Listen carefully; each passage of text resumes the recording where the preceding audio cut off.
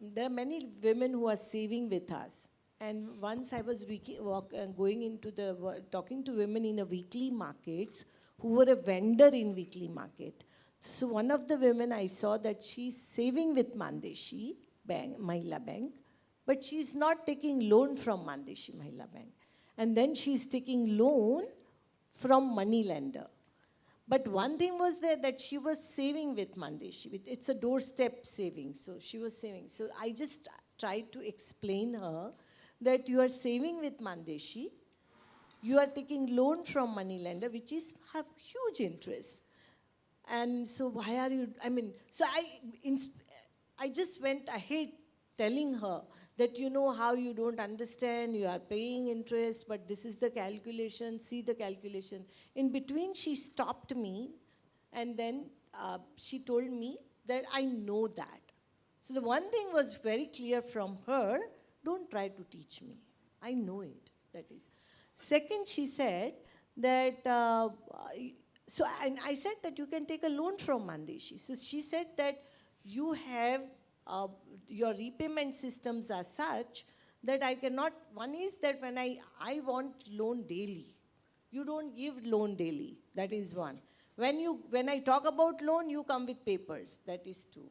Then you say would borrowers, guarantors, whatever. So she was trying to say that my urgency is such that I immediately want it. And that you cannot do for me.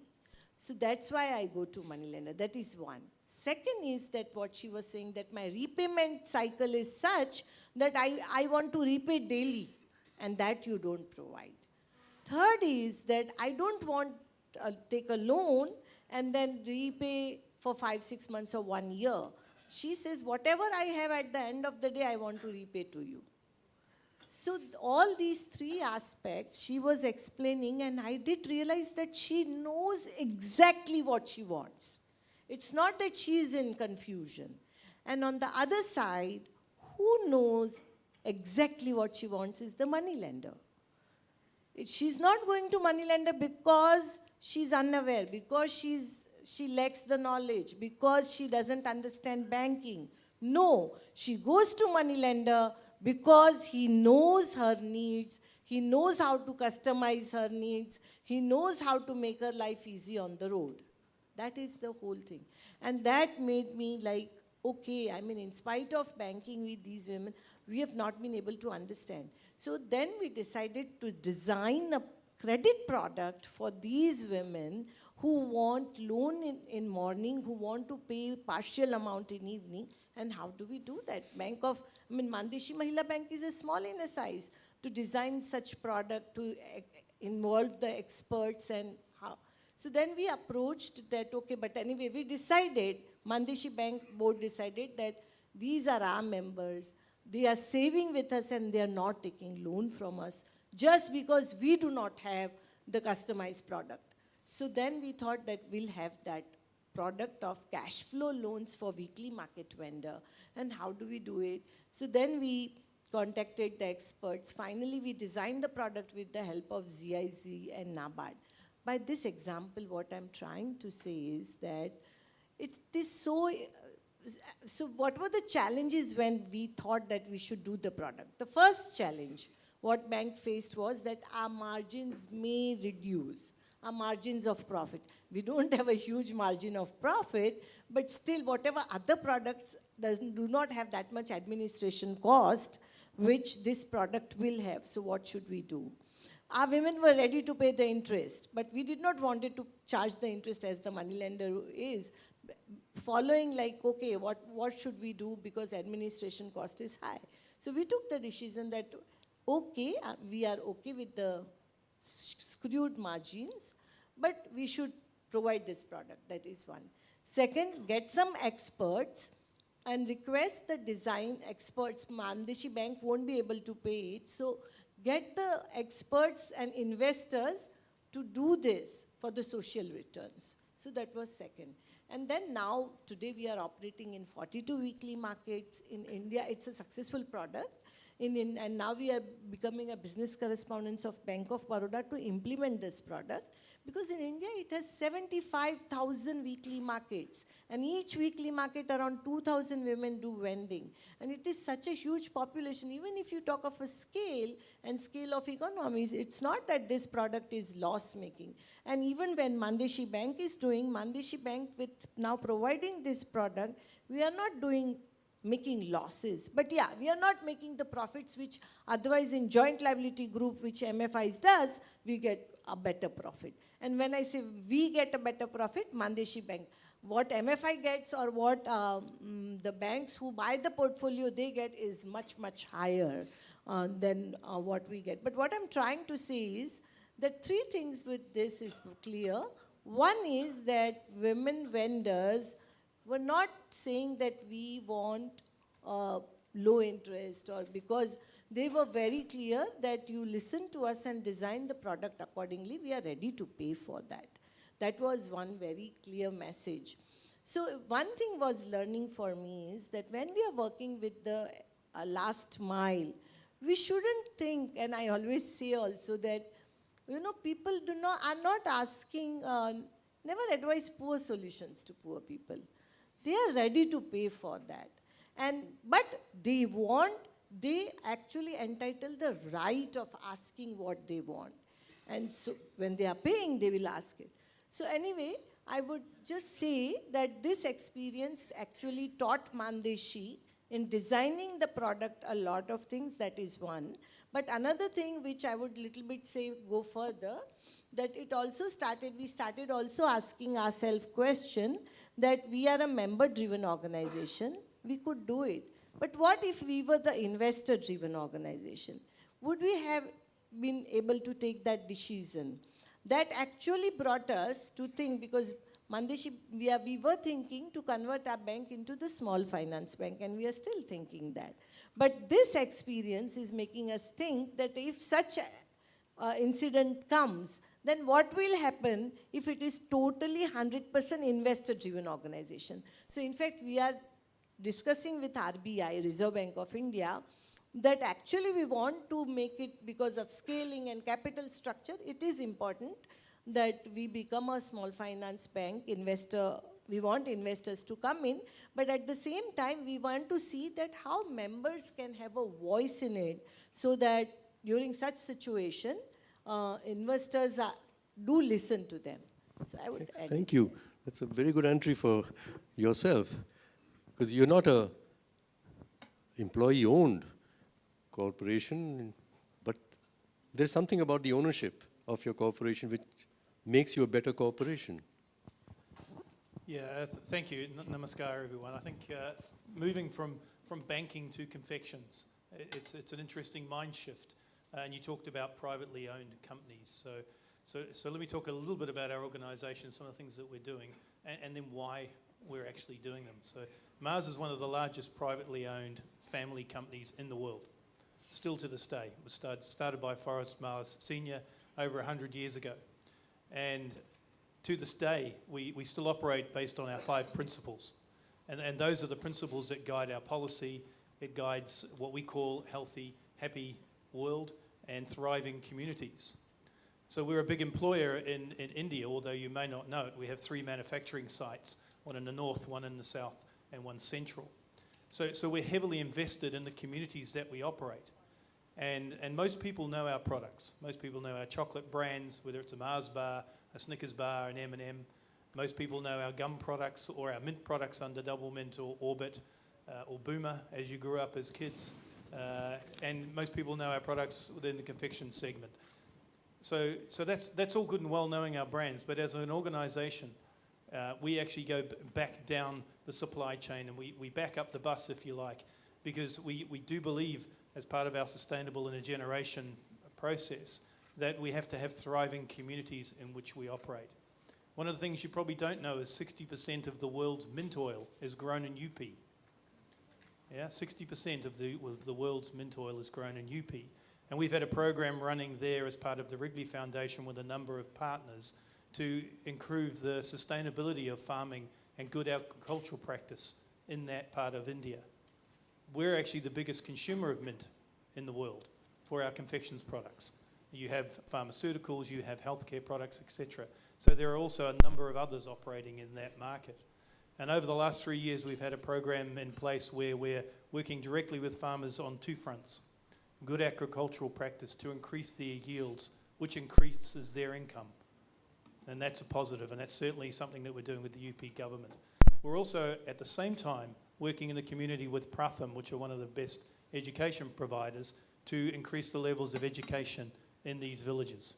So it's super important that we touch, in the region of 20,000 farming lots, and they're small shareholders. They're generally two people and their family working their shareholding, and we want to help them increase their yield. Does that mean that ultimately we get more mint? Yes, it does. But that's important because globally we have to make sure that that product is sustainable. Now, how do we do that? So we work quite closely with other partners, whether it's NGOs, education, health, and government. And I have to say, if you're aggressive enough and have an ambition enough as an organisation, you can be one of two types of private enterprises. You can be a private enterprise that talks a lot about it but doesn't actually do a lot, or you can be the opposite, do a lot and then get measured by it. Why? Because it's a necessity, not because we feel we have to, not because we feel that the government will legislate. It's more as an organisation, the foundation of our business is still owned by the family. The family regularly come to India. They go into the field with us and they see the communities that we operate in, whether it's the communities around the 3 factories that we operate, whether it's the program we run on mint in UP, whether it's a program we run on growing the right sort of peanuts for our Snickers bar in Rajkot, in Gujarat. And they hold me as the manager of this organisation on their behalf in this community. They hold me as accountable for that as they do on our financial performance. So 5 principles talk to quality, and clearly when we're talking about food safety and quality, that's a must. We all know what happens when something happens in the FMCG arena when food quality is put at risk.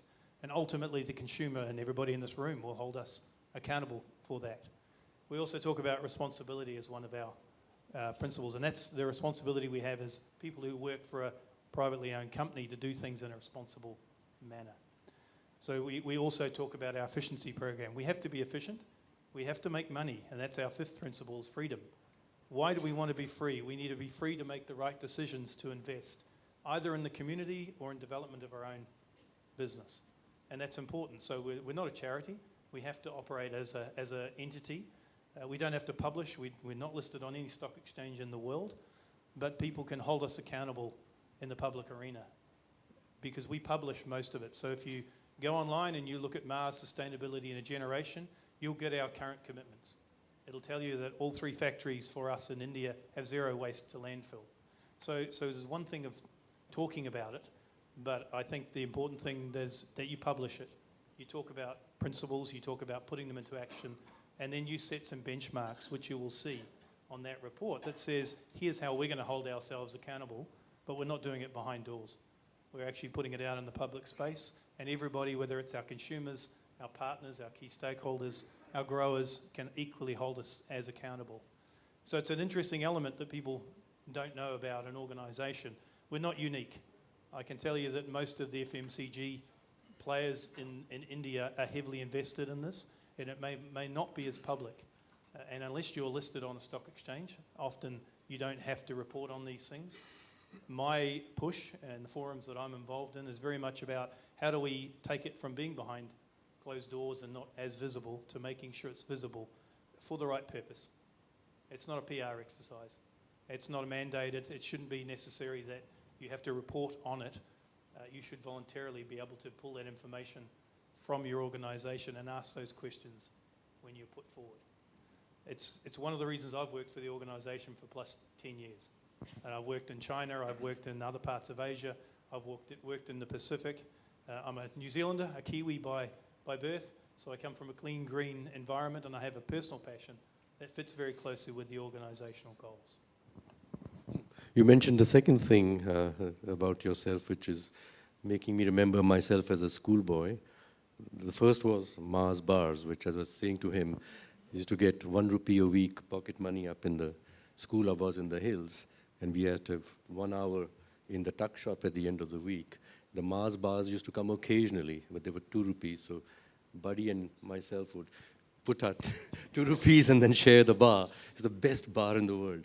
The second is New Zealand. I had a picture on my wall when I went to college from Life magazine about the beautiful environment of New Zealand, so pristine and pure. But sharing that personal thought was not the point. Now I'm coming to what it is. You know, both these organizations, were to ask them, this seemed to me doing the sort of things I hope everybody would do. The concern for the environment around, the community around, and what you do. If I was to ask you how much of your money is spent on CSR, what is the answer I expect to get from you? You're smiling. And that's a point here, that it's not the amount of money that you spend on something that makes you a responsible organization. It's what you care about and how you manage yourself and account to yourself for what you do that makes that to happen. So I'm bringing Amitabh in here as a person that I've worked with and admired, that you've been trying as part of this movement here in India to get more business responsibility, businesses being responsible. We went through this period where we had the National Voluntary Guidelines, and we felt it was the way to go. Yeah, and where leaders would show others within their communities. But then we got the 2% CSR, which has become a very exciting thing, which I would say, if I might say, many of the civil society organizations have been very happy about, because it's given them now a budget from companies to do their programs. But I've been thinking it's been a distraction from what the movement should be aiming to accomplish. What are your thoughts?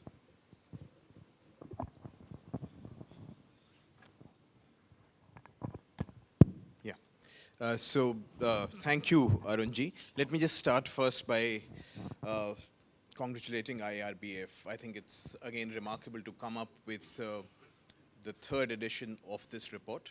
And obviously, an initiative of this kind, when it's done consistently, it'll give us some dividends. I have a great sense of partnership with IRBF. I work very closely as part of this initiative. But I'm not going to disappoint you with your initial comment that I'm very critical of businesses per se. So I'm going to try and weave in my response to your question in 5 or 6 specific thoughts that I have. And I say this with humility, but I do think that we do need to wake up and smell our coffee. It's time that we do that. And let me just say, as in this is the way we have framed this conversation, we are talking about engaging communities by design, and we are saying as communities as right holders.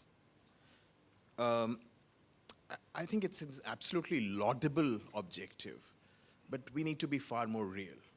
In this country, the state does not either ensure, promote, or protect the fundamental rights as enshrined in the Constitution, and we are talking about businesses actually respecting those rights.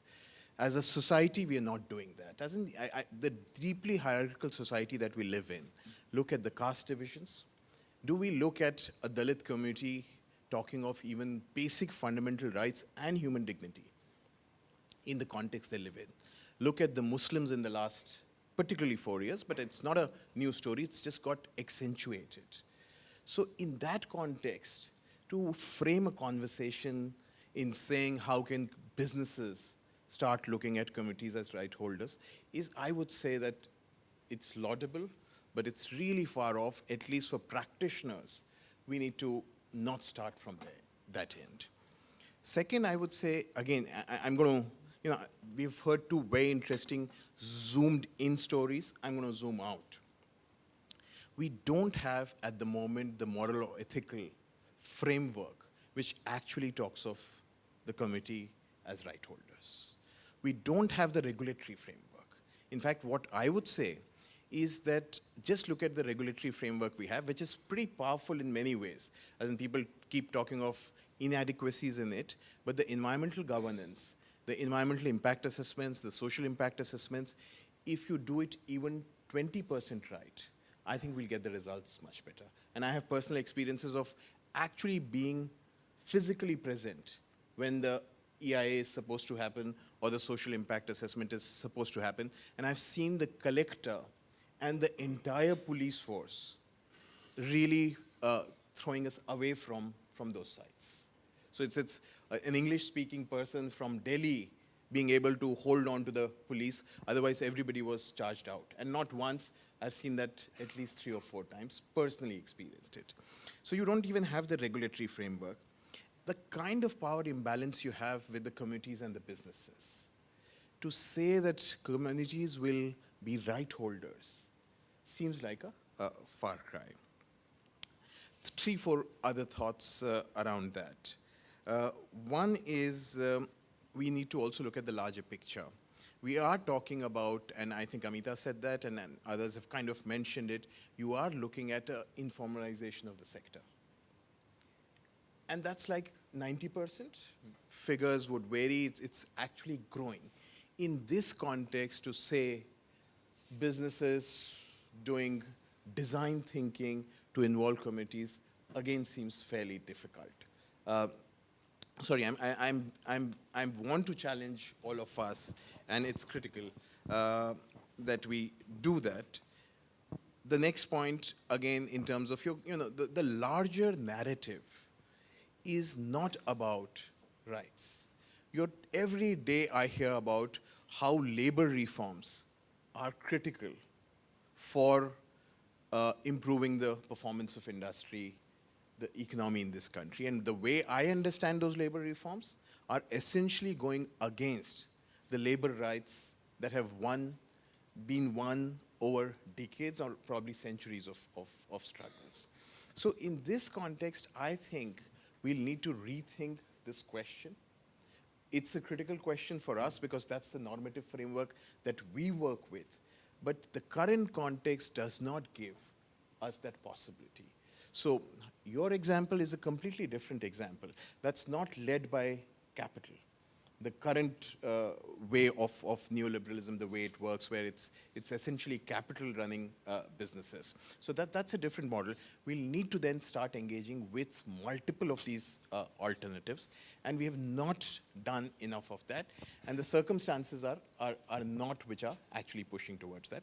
So I'll end just by a couple of thoughts. One, I think it's very critical that we'll need to completely change the gaze. We've been focusing too much on businesses. It's about focusing on communities. Can we strengthen communities and strengthen the demand side? I think without strengthening the demand side, it's very unlikely that we'll actually see any change. So that's something that I'm fairly convinced about, because we've seen that even at the top end, the public narrative. Look at the Tata tea story. I don't remember the details. But Tata, which is considered to be absolutely a top-notch, a gold standard in terms of the Indian corporate ladder, and we heard how the tea pickers were completely working under substandard conditions. But the larger narrative did not, at least in India, even respond to these findings. So it is, I think, a conversation about building the demand side. How do we build that demand side in which knowledge of this kind is one critical piece, but I think we also overstate the importance of knowledge. If we don't weave together a report of this kind with groups who are willing to take action on the ground, unlikely that we'll be able to reach the normative North Star that we're talking of. Very well said.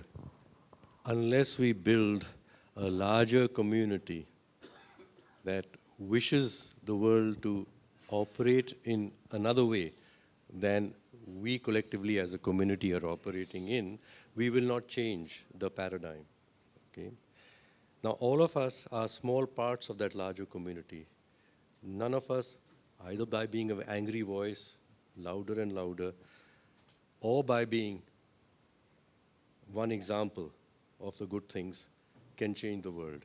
We'll have to have a coalition, and the coalition will have to have a diversity in it. The diversity will include people who are present capitalists. Diversity will include people who are good examples of a bottom-up, different sort of organization. There'll be a variety of actors. So the formation of this coalition, which is moving towards an ideal, but recognizing the present reality which keeps us locked into what we presently do, I think is what we need to do. So mapping who we are and how we fit into it is very, very necessary. And this requires a systems understanding, a systems design, if you will, which is necessary. I am not sure that this is being done well enough. We've got a lot of, and it's necessary, a demand for change by the government, demand for change by the corporate sector from some civil society organizations.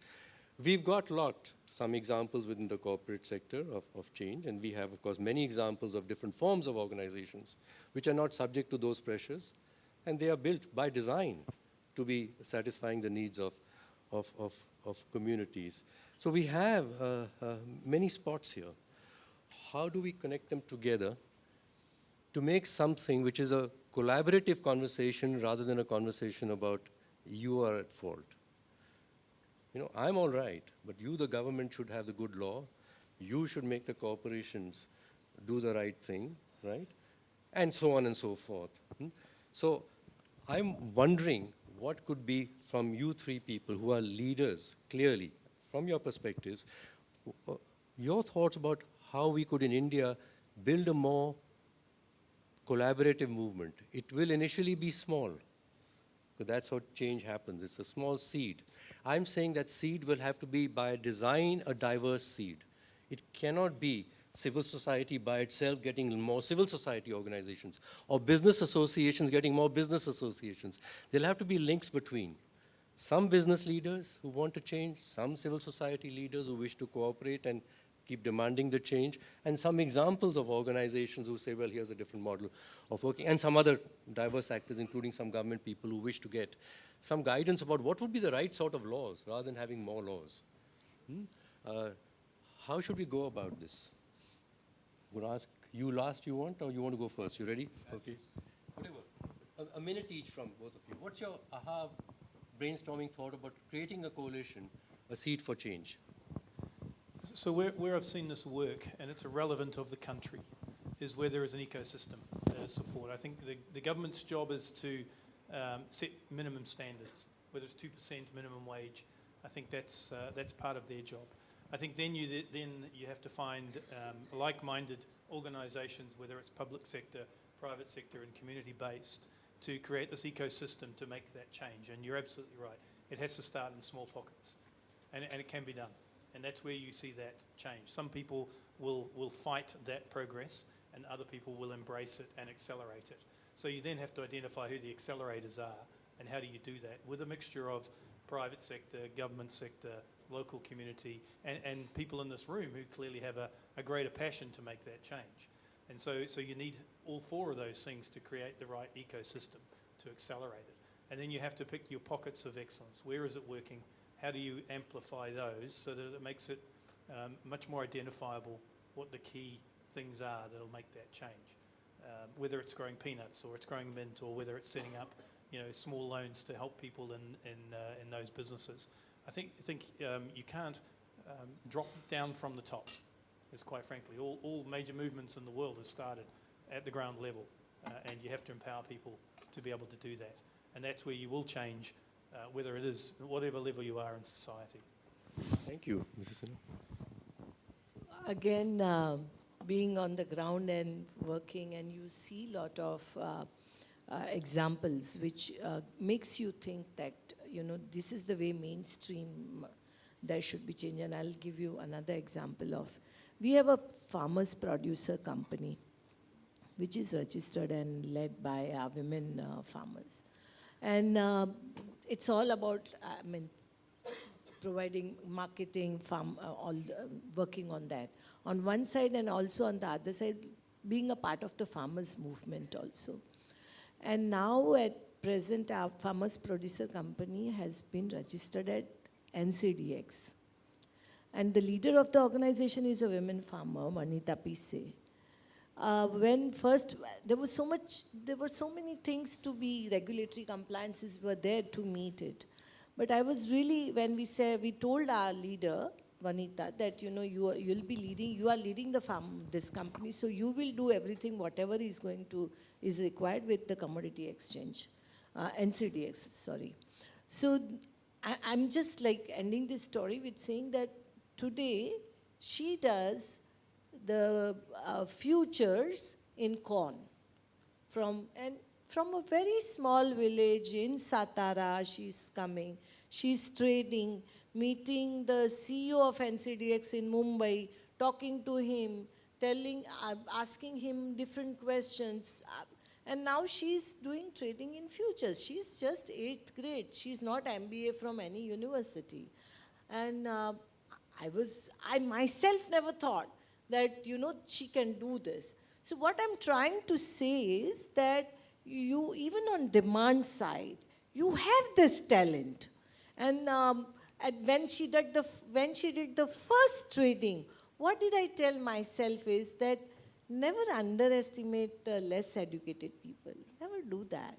I mean, she can do futures, which our students hardly can understand. And she knows not only just trading, she talks to farmers very quietly, calmly. They communicated about the product also, because all these things are not going to happen unless on the ground there is a perfect things is happening, because on the back-end system has to be very efficient.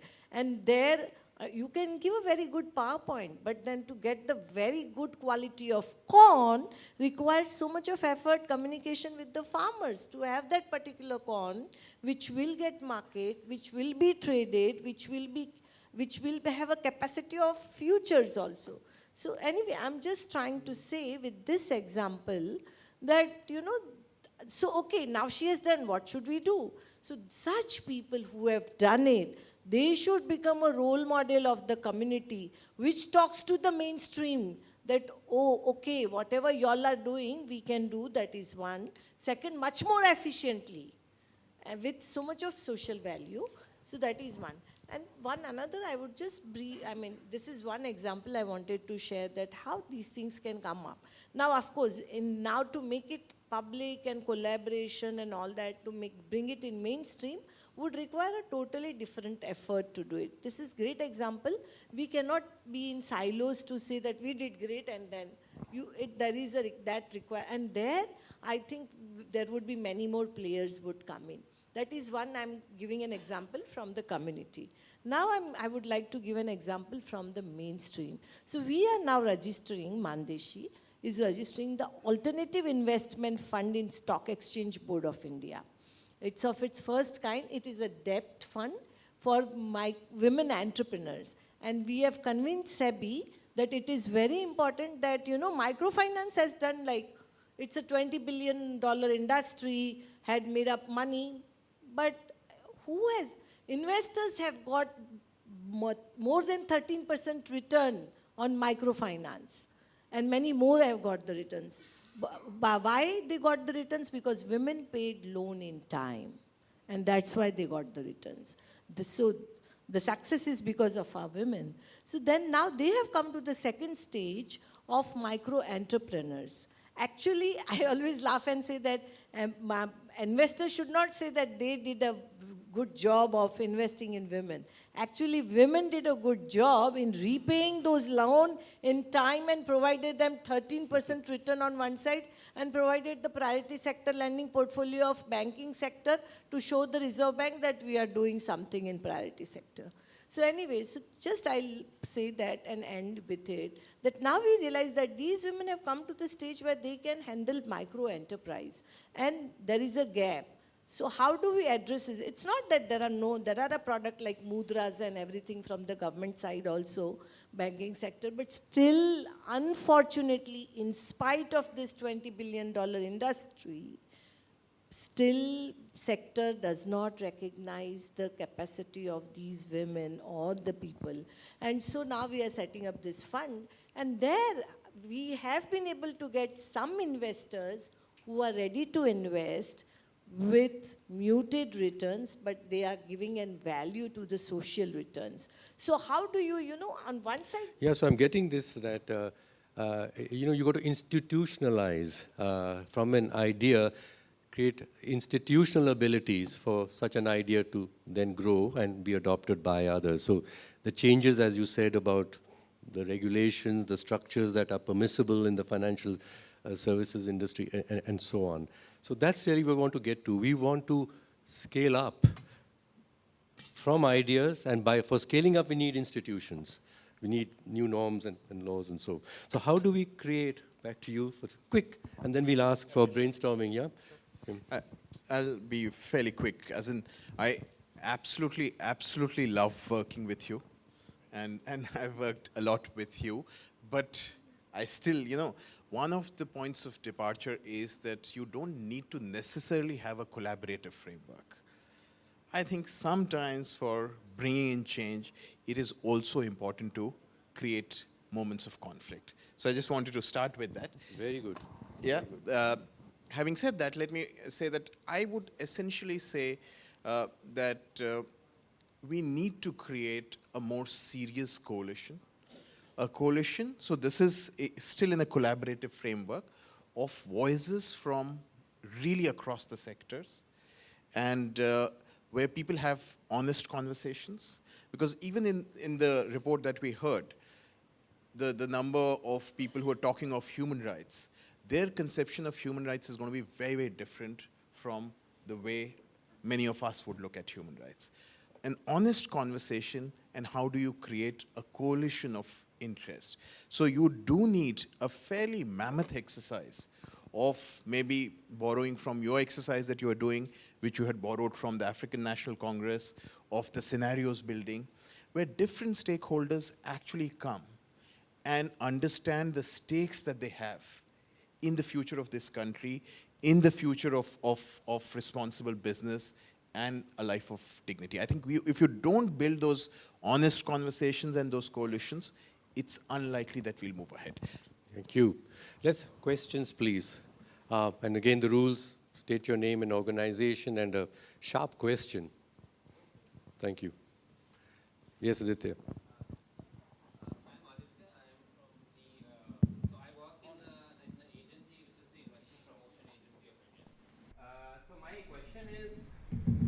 Thank you. So I'm Aditya, and I work in an agency called Invest India. It's the Investment Promotion Agency of India. My question is something which Mr. Maira, you just briefly touched upon a few seconds ago. When you asked Mr. Andrew, like, how much do you actually contribute to your CSR, let's say, activities, and you linked it with how the actual amount linked to a CSR activity may not actually represent your intent. You might actually be doing far better than you quantitatively, specifically set aside for a CSR budget. Because my question here is, how do you nudge, let's say, companies who are not maybe socially responsible towards this sector? Isn't like having a mandatory CSR budget at least a positive step in that direction?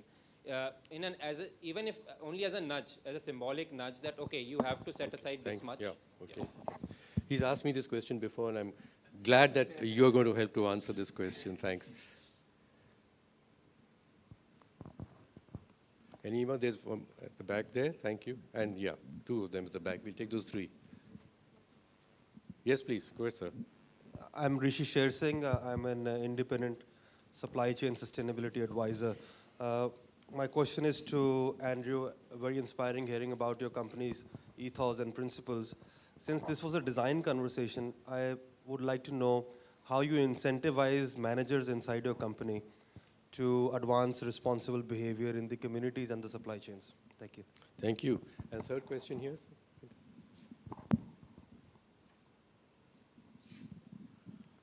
Good morning. I'm Karan. I'm from Center for Social Equity and Inclusion, and we are also members of the Corporate Watch group. My question, firstly, I wanted to congratulate this panel to have highlighted some of the very, very important aspects that should be discussed in a domain like this. Bringing all stakeholders together is as important. I see a lot of engagement from both the companies. I'm leaving NFI out for the time being. On the supply side, stakeholders, I see a lot of engagement happening. On the demand side stakeholders, I think Andrew, a child would be a stakeholder as much as anybody else in your company. One, do you or your company have a policy on children that regulates, the functioning and how the products that you make will, affect the children in the market, or your contribution further to children? Because UNCRC mandates under Article 3 and 4, anybody engaging with children will have to have a children's policy. One is that. Two, what kind of investments have you done towards the children's well-being or whatever in terms of CSR or any other way is my question. Thanks. Thank you. What I'm going to suggest is, Andrew, you please take this question, of course, is directed at you, as well as the question about how do you incentivize your managers. And I'm going to request you, Mrs. Sinha, your members have to just not make sure that they get what they need. They also have responsibility to ensure that, well, the environment and other stakeholders look after. So how do you manage exactly, okay? So I want you then to come in on that one. And then finally, Amitabh and maybe all of us, you could take, if you wish to, on this Aditya's question about the 2%, is it helping us go the right way, or is it deflecting us? Great, so happy to thank you for the questions, both specific to the organisation. To answer your question on children, yes, we do. We have significant global policies which are also rolled out in India. In fact, a year and a half ago, we were one of the first signatories to the Responsible Marketing Code, and that was a voluntary code. We've got a number of others that were signed up at the same time.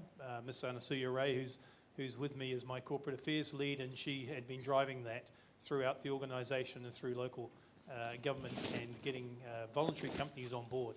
So what is it? That's a pledge that we will not market to our products to children under the age of 12. Why? Because we believe that under the age of 12, they don't know, aren't educated enough and aren't informed enough on health and well-being to make that choice. So we no longer advertise and haven't done globally for over 10 years, and India now for quite some time, advertising during children's programs. We don't sell our products in schools under certain ages, etc.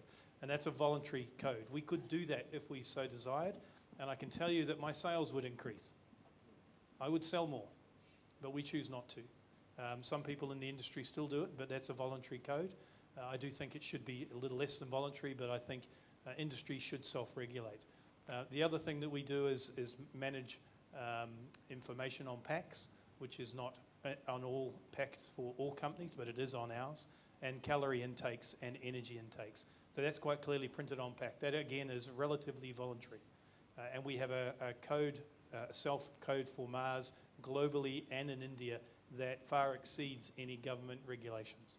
So, and we're particularly proud of that, as you can probably tell by my voice, because that is a way we will inform and make change. And the other element of that is portion control. So we know we have products that, unless it's in a balanced lifestyle, people who aren't educated enough or do not have the information cannot make an informed decision. So that's how we manage that side of it.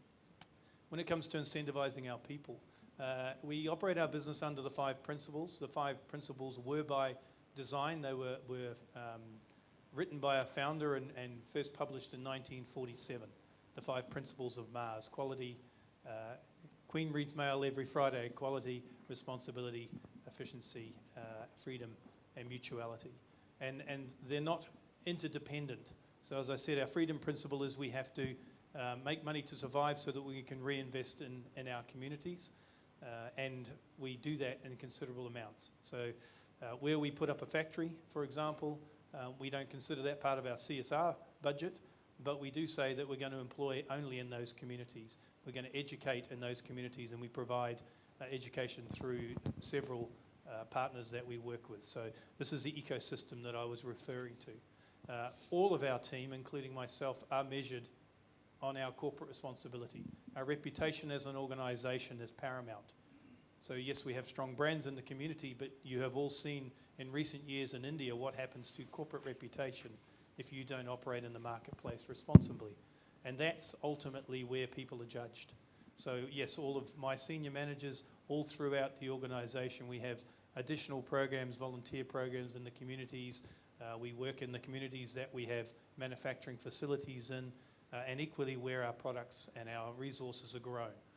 And that is, everybody does that, whether they want to do 2 days a year, 3 days a year, or even more. So yes, people are incentivized on an annual basis, and part of their annual incentive is based around our community-based programs. So yeah, we come through such experiences where our members' demand are such where our structures or mission may not address it. And I'll again share that in 2012 we had a very bad drought in our area. And in the bank, there was a lot of loans which were taken by mortgaging gold. So one of our women, she mortgaged gold and she took a loan. And she said, I'm taking loan to buy a fodder for my animals. And then she questioned that I can mortgage gold and buy a fodder for my animal. Can I mortgage gold and get water? We had no answer. And then she said that, don't you think that this is a very important issue? So my obvious response was that we are bank. We cannot do this. But then she said, what do you mean by you cannot do this? You are staying here. You are in the community. Then we had a meeting, and then that was the first time that, yes, bank, as a banker, how do we work on water was going on. But on the other side, we are business school for rural women, and we are a women's organization. That was the first time. After that, in 2012, as far as our foundation is concerned, we had to change our mission of the organization, that we are not just an organization for women, we are an organization for women and community. Because our women want it. So then you are questioned in such forum, right? You are less focused, you are not thinking, if you are less focused, your skill will be affected. All those issues come up. But then the question is that to whom do you listen to? And I think that the important part is that when you're working with the community, such time comes, and sometimes you realize that maybe your mission is not right. So we had to change that in 2012, and we became, of course, bank is a women's bank, but our community, it's now a community organization. It's not only a women's organization.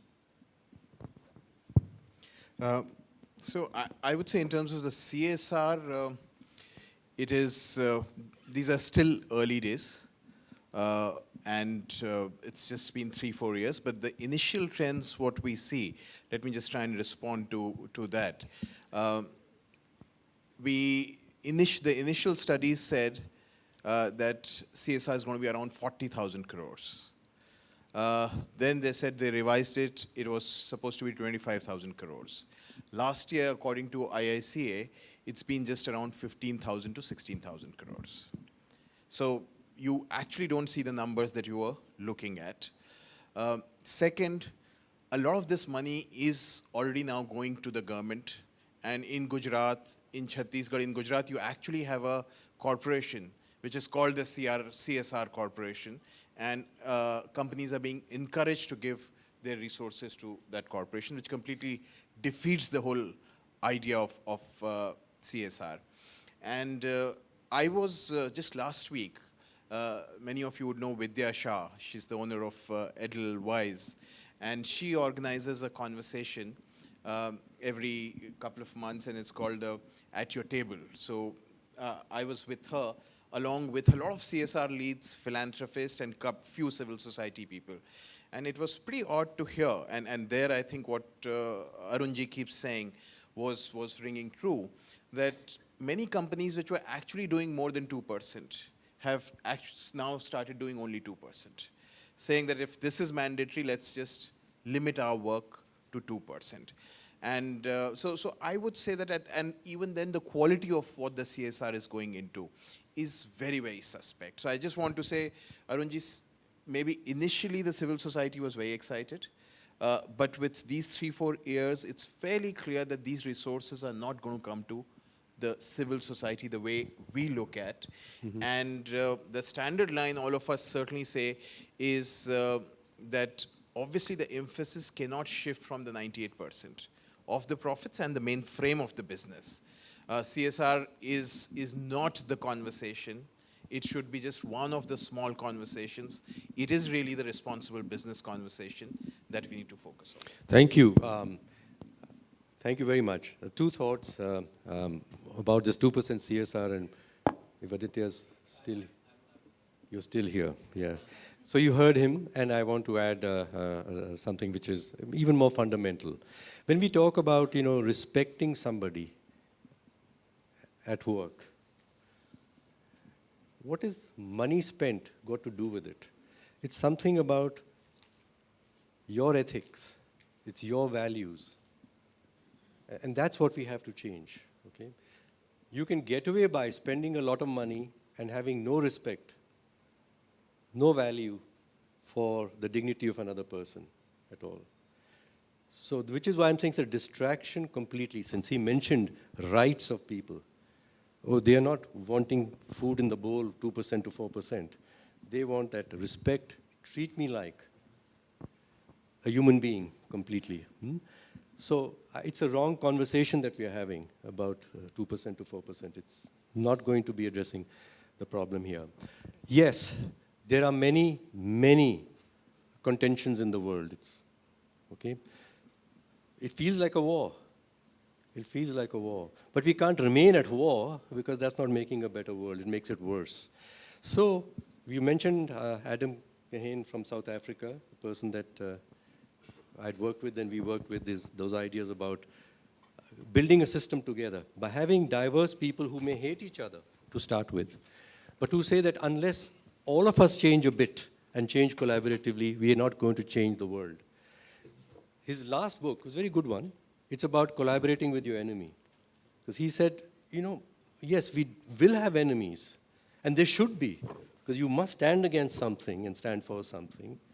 But if you keep remaining just in that stand, against and for, we're not making a movement in the world. So to have a conversation with people who are not like us, and who we may not even like, but we need to collaborate, otherwise we will not improve the world. Okay?